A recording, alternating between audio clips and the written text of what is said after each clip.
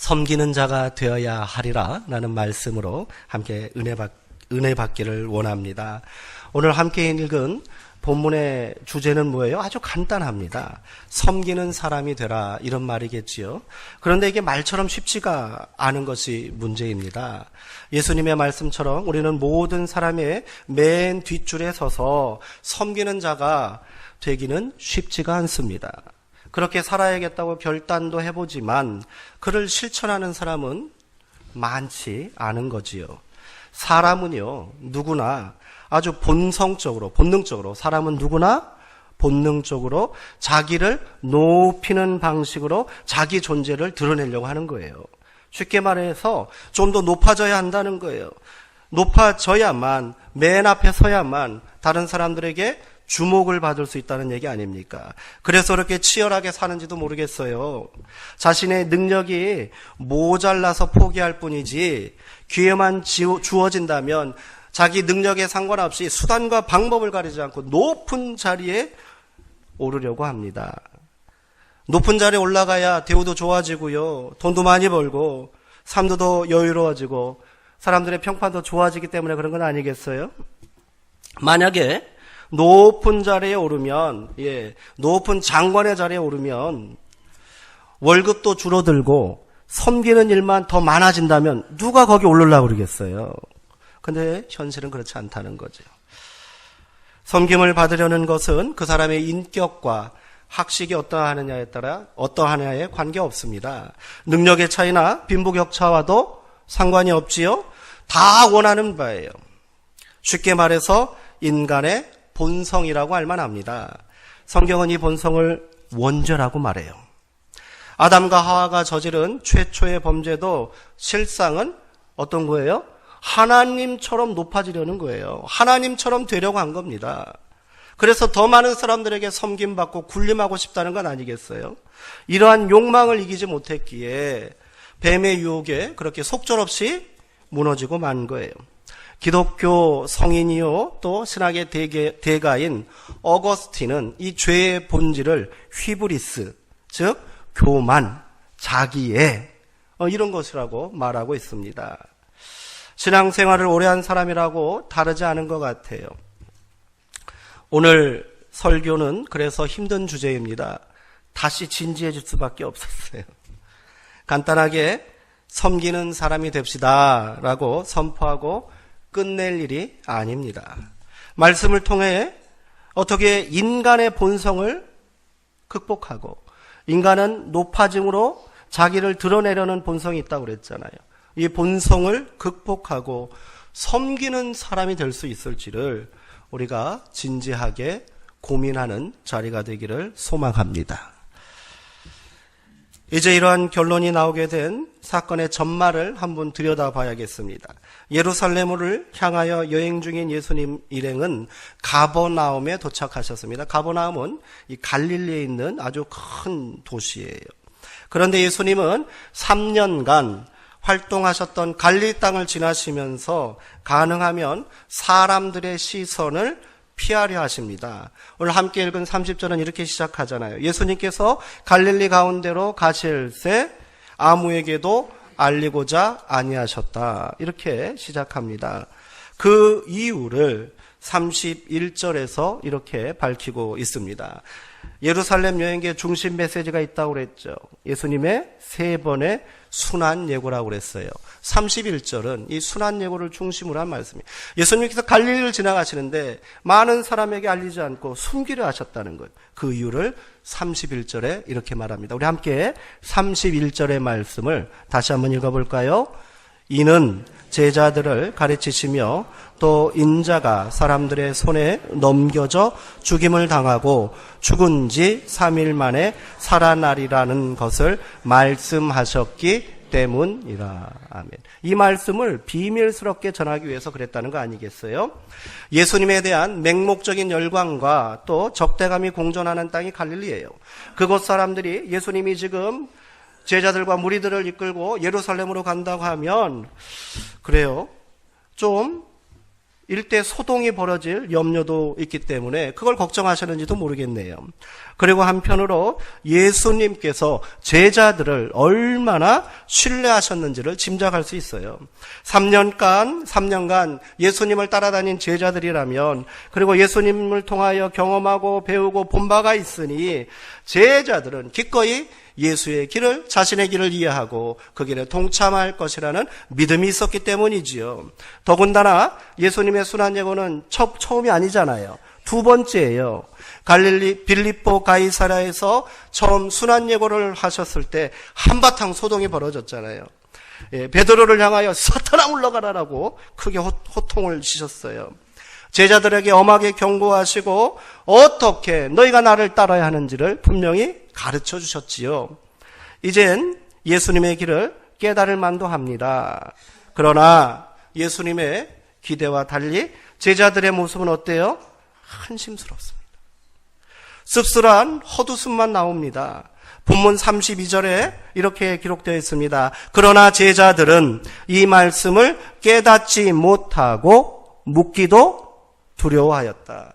깨닫지 못할 수 있지요. 깨닫지 못하면 물어야지요. 묻기도 두려워하였다 이렇게 번역되어 있지만 본뜻은 뭐겠습니까? 물으려 하지도 않았다는 거예요. 왜 그럴까요? 관심의 대상이 아니라는 거예요. 예수님이 예루살렘 가서 십자가 지고 죽든 말든 죽는다고 하시는데, 이런저런 말씀하시는데 복잡하다는 거예요. 관심이 없다는 거예요.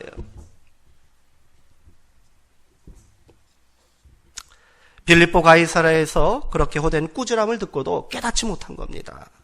그 결과 제자들이 보인 행동은 참담합니다.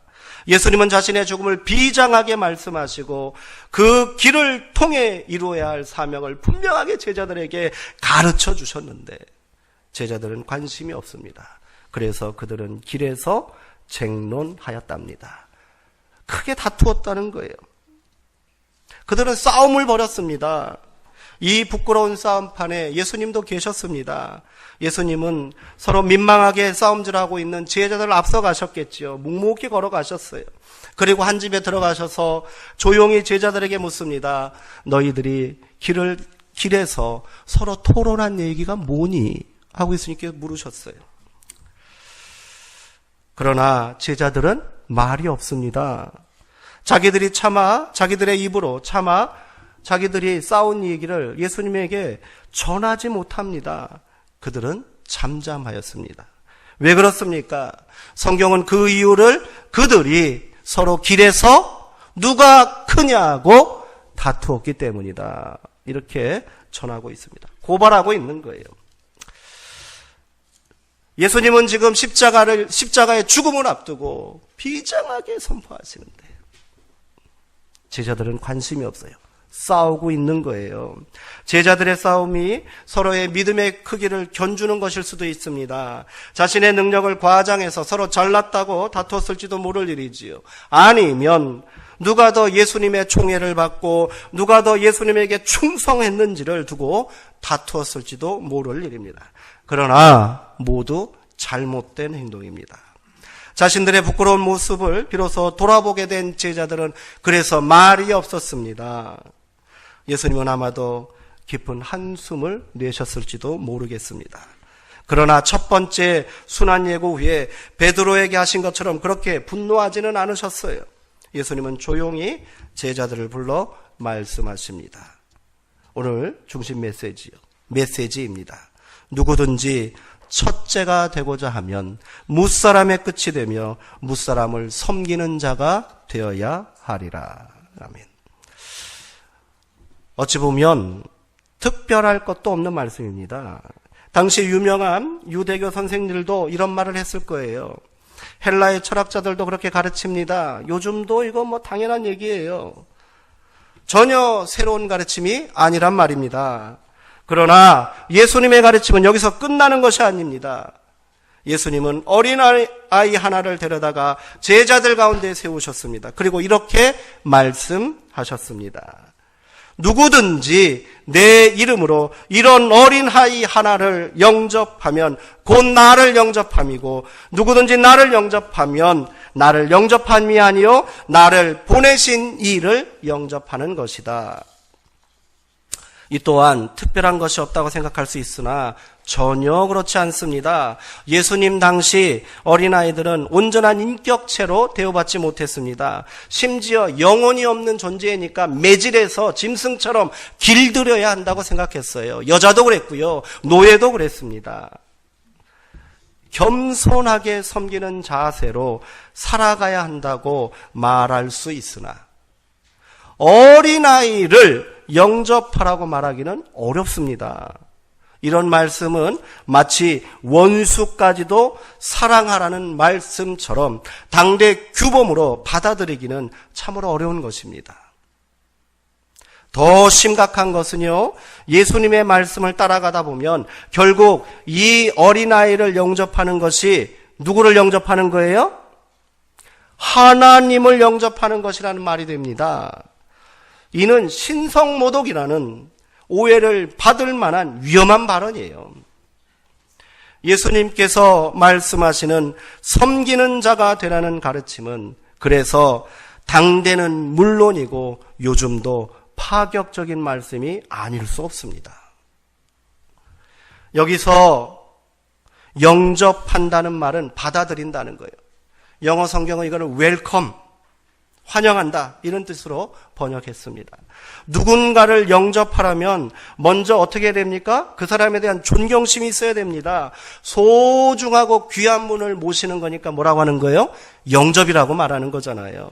그렇게 하는 이유가 무엇이겠습니까? 그 사람을 받아들이겠다는 존경의 표시고요. 더 구체적으로 그 사람을 내 사람 만들고 싶다는 거예요. 그 사람과 더 친밀한 관계를 맺고 싶다는 그런 의미 아니겠습니까? 예수님은 이런 행동을 섬김이라고 말씀하신 거예요. 그런데 이게 우리에게 딜레마예요. 이게 우리 가운데 고민입니다. 왜 그렇습니까? 우리가 영접해야 할 대상이 문제인 겁니다. 그 대상이 하찮은 존재이고 나에게 별 도움이 되지 않는 귀찮은 존재라면 문제가 아주 심각해지는 거예요. 내가 더 높아지고 커야겠는데 이런 사람을 영접한다고 무슨 도움이 되겠나? 되물을 수 있지 않겠습니까? 우리 성도님들은 안 그렇습니까? 저는 그래요.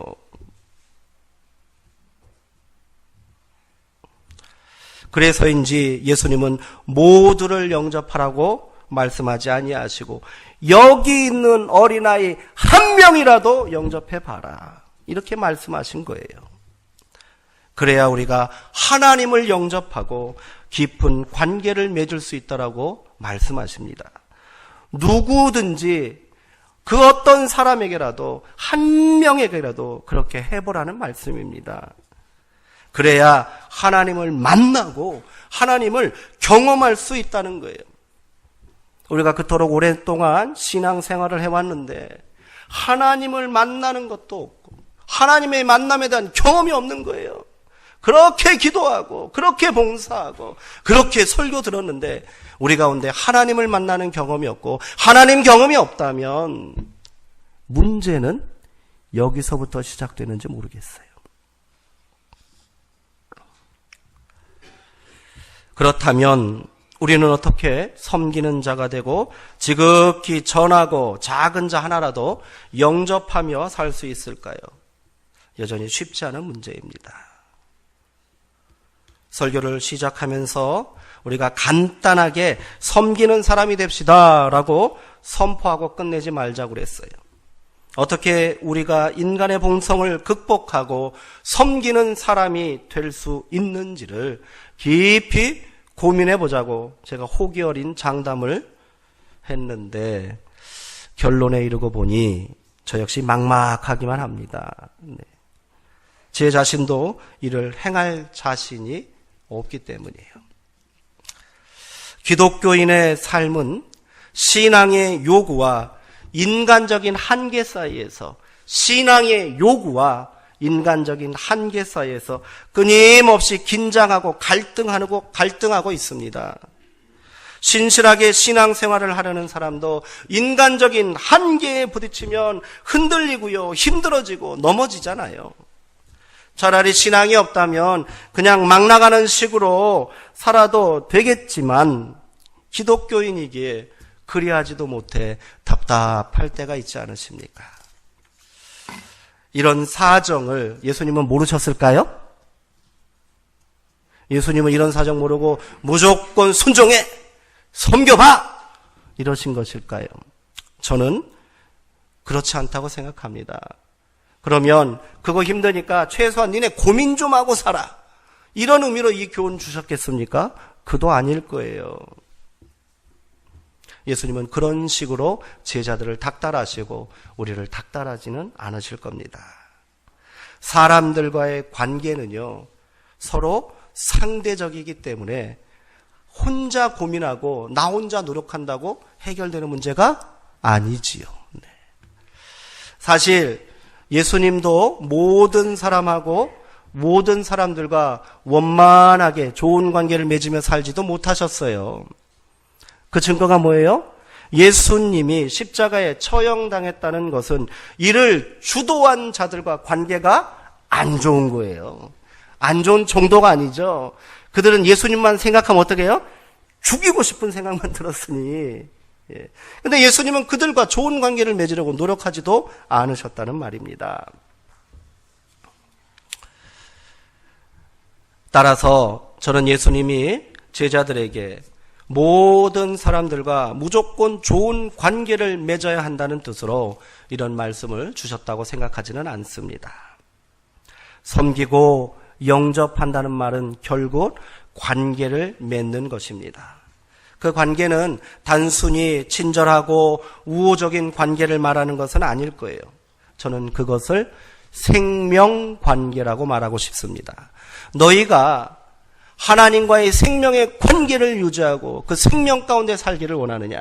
그렇다면 누구라도 좋으니 한 사람이라도 그와 생명 관계를 맺어봐라. 그를 영접하라는 말은 그런 의미 아니겠습니까? 온전히 받아들이고 끌어안으라는 거예요. 너의 삶 가운데 그를 들여보내라는 거예요. 모시라는 거예요. 그 관계를 통해 존재의 근원 되시는 하나님을 만나고요. 또 생명을 구원하고 회복하는 역사가 상호간에 일어나야 한다는 거예요. 쉽지 않은 일이지만요, 예수님의 길을 따르는 우리가 마땅히 고민하고 가야 할 길인 줄 믿습니다. 이를 위해서 우리는 하나님의 시선으로, 누구의 시선이요? 하나님의 시선으로 대상을 바라보고 존재를 깨닫는 노력이 있어야 될 줄 믿습니다. 하나님의 시선으로 대상을 바라보고 그 존재의 가치를 깨닫는 노력이 우리 가운데 있어야 한다는 거예요. 태초에 하나님께서 천지를 창조하셨습니다. 창조하시고 창조 끝에 꼭 이런 말씀을 하셨어요. 뭐라고 말씀하셨습니까? 하나님이 보시기에 좋았더라. 뭐라고요? 하나님이 보시기에 좋았더라. 네. 누가 제3자가 와서 하나님이 야 이거 내가 창조한 거야 그랬더니 어이구 잘 만드셨네요. 보기 참 좋습니다. 그렇게 말한 게 아니라 누가 보기에? 하나님이 보시기에 좋았다라는 거예요. 여기서 좋았다라는 것은 뭡니까? 그냥 자기 만족입니까? 그렇지 않다는 거예요. 하나님이 존재를 향하여 보시기에 좋았다라고 선포하신 것은 축복입니다. 가치가 있다는 거예요. 가치가 있다는 거예요. 우리는 하나님의 시선으로 이처럼 대상을 바라봐야 할 줄 믿습니다. 대상을, 한 사람을 목적이나 필요로 판단하여 보기 때문에 문제가 생기고 갈등이 생기잖아요. 그렇게 사랑스럽던 내 자식이 얘가 뭔가 좀 해야겠다고, 얘는 내 목적에 부합돼야 하는데 왜 그 모양이냐고 보니까 아름답지 않은 거 아니에요. 보기 안 좋은 거 아니에요. 안 좋으니까 고치라고 윽박 지르고 관계는 깨지고 아무것도 안 남습니다. 우리는 하나님의 시선으로 그 대상을 바라봐야 할 줄 믿습니다. 그 존재 자체가 뭐예요? 가치가 있는 거예요. 내 옆에 있음으로 인해서, 나와 함께함으로 인하여 그것 자체가 뭡니까? 그 사람 자체가 가치가 있습니다. 그 가치는 어떤 가치입니까? 하나님께서 태초에 부여하신 생명의 가치인 줄 믿으시기 바랍니다. 오늘 옆에 계신 분들 한번 보셔요. 우리 성도님들 한번 보시기 바랍니다. 가치가 느껴지십니까? 얼마나 가치 있고 존귀한 분이 내 옆에 앉아 있는지 깨달으셔야 합니다. 옆에 계신 분들에게 고백해 주세요. 내 옆에 앉아 주셔서 감사합니다. 우리 그렇게 바라보는 거예요. 여기서부터 시작하는 겁니다. 그래야 한 사람이라도 영접하는 그런 믿음의 결단이 우리 가운데 있는 줄 믿습니다. 그냥 봤는데 보기 안 좋은 거예요. 보기 안 좋은 거예요. 보기 안 좋으니까 영접할 수 없지요. 거절하는 거잖아요. 그 가운데 참된 가치를 보고 하나님의 시선으로 보면 아름답고 보기 좋은 줄 믿습니다. 좋으니까 영접하고 싶고 함께하고 싶고 끌어안을 수 있는 거잖아요. 믿음 생활을 하다 보면 생각이 복잡해질 때가 많죠. 제가 목사가 되고요. 전도사부터 시작을 해서 교구 목사, 부목사 생활을 하다가 담임 목사가 되니까요. 복잡합니다. 이것도 해야 되겠고 저것도 해야 되겠고 요것도 힘써야 되겠고 저것도 해야 되겠는데 그러다 보니까 하나도 제대로 못할 때가 참 많더라고요. 우리는 좀 단순해질 필요가 있는 줄 믿습니다. 너무 많은 생각과 너무 많은 일로 분주하기보다는 한 가지라도 분명히 깨닫고 결단한 바를 실천하는 것이 옳은 줄 믿습니다. 그것이 믿음의 길이에요. 예수님은 예루살렘으로 올라가시는 길에 제자들에게 많은 건 요구하지 않으셨잖아요. 그들에게 자신이 가는 길을 제자들이 다 이해하지 못할지라도 다 모른다 할지라도 그냥 그 길을 동참하여 나와 함께 예루살렘으로 가자.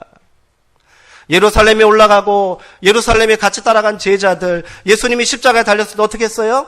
다 도망갔어요. 다 도망갔어요. 그럼 예수님의 따른 길이 실패로 끝났습니까? 아니지요. 그 길을 따른 그 경험이 그들을 제자로, 사도로, 선교자로 만든 줄 믿으시기 바랍니다. 이게 믿음인 거예요. 이게 믿음의 본질입니다. 이어지는 섬김과 영접은 이 믿음의 선한 열매요, 궁극적으로 추구해야 할 가치입니다. 제가 무슨 말씀을 드리는지 이제 이해가 되셨을 거예요. 우리는 그 길을 깊은 의미를 알지 못하고 다 헤아릴 수 없을지라도 묵묵히 예수를 따름이 오늘 말씀에 대한 순종의 첫걸음인 줄 믿으시기 바랍니다. 그 길이 예수님을 따라가다 보면 예수님이 가시는 길의 끝이 보이지 않겠어요? 예수님의 뒤를 순종함으로 따라가다 보면 예수님이 바라보시는 곳에 우리의 시선도 머물게 될 줄 믿습니다. 그렇게 우리가 먼저 힘쓰고 노력해야 될 부분은 무엇이겠습니까? 예수의 길을 온전히 따르는 믿음이라는 거예요. 이를 위해 우리는 더 예배의 자리에 나와야 하는 거지요. 더 간절히 기도해야 되는 거지요. 더 깊이 말씀을 묵상하고 사모해야 되는 줄 믿습니다. 그래야만요, 우리의 일상의 분주함과 치열한 삶의 자리에서 무감각해져 버린 우리의 영성과 믿음이 회복되게 될 줄 믿습니다. 얼마나 바쁘십니까? 세상에 나가서 바쁘게 살아야 되잖아요. 치열하게 살아야 되잖아요. 그때 내가 지금 예수님의 길을 따르고 있었나 없었나도 까먹잖아요. 더 나아가서 내가 믿음이 있었어 없었어 그럴 때 있잖아요. 저만 그렇습니까? 저만 그런 걸로 하겠습니다. 네. 그래서 우리가 예배 드려야 되고 더 집중해야 되는 거예요.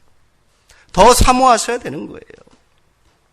그렇게 문득 우리가 가던 길을 멈추고 뒤를 돌아보면 나의 길이 예수의 길이었음을 깨닫게 될 줄 믿습니다.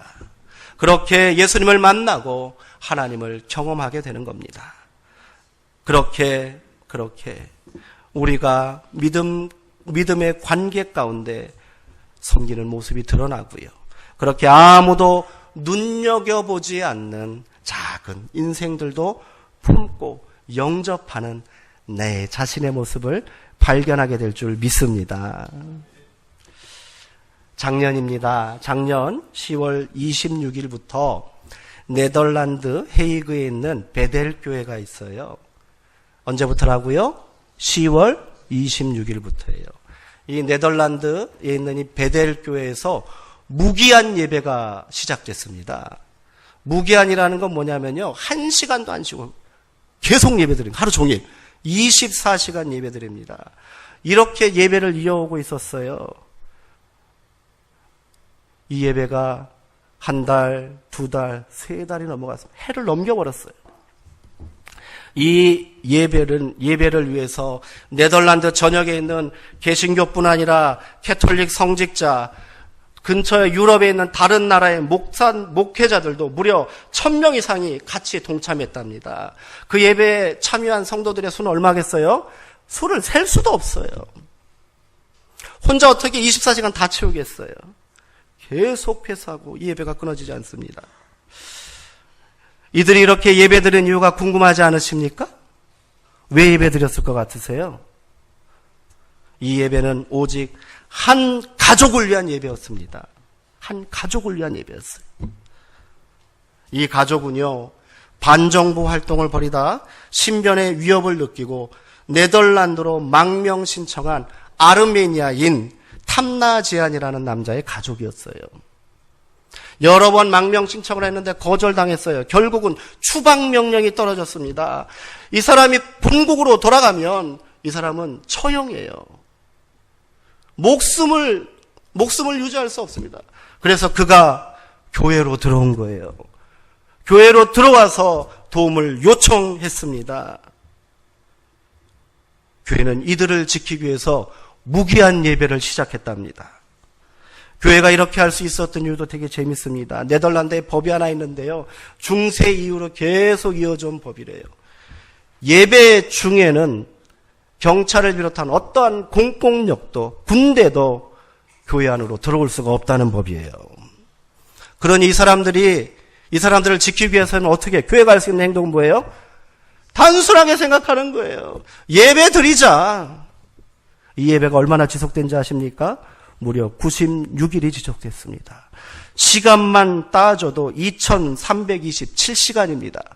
1분도 쉬지 않고 계속 예배드렸습니다. 그 결과 어떻게 된지 아십니까?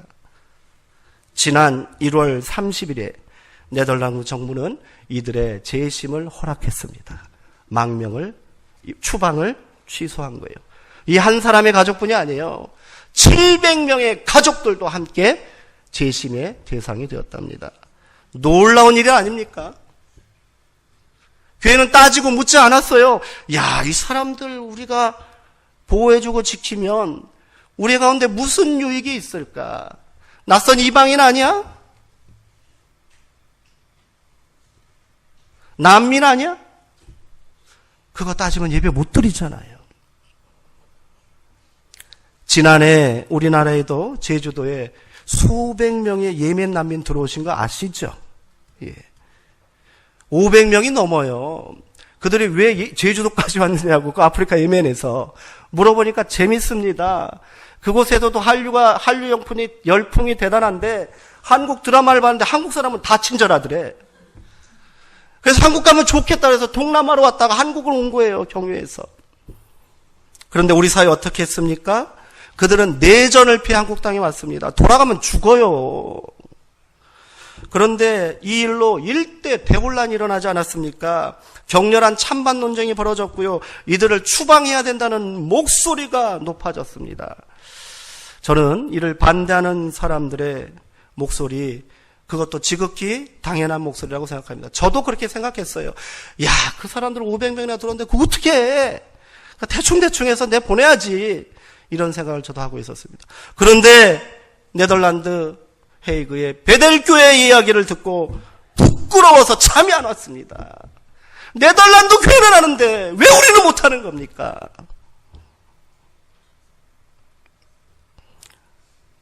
왜 못하는 겁니까? 너무 생각이 많은 거예요.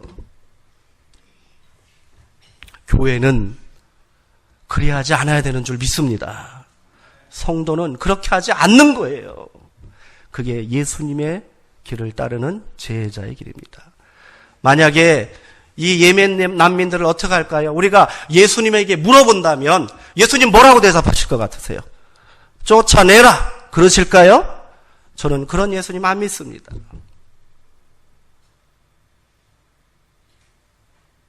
겉옷을 달라는 자에게 속옷까지 벗어주라고 말씀하시는 예수님인데 내보내라고 하셨겠어요?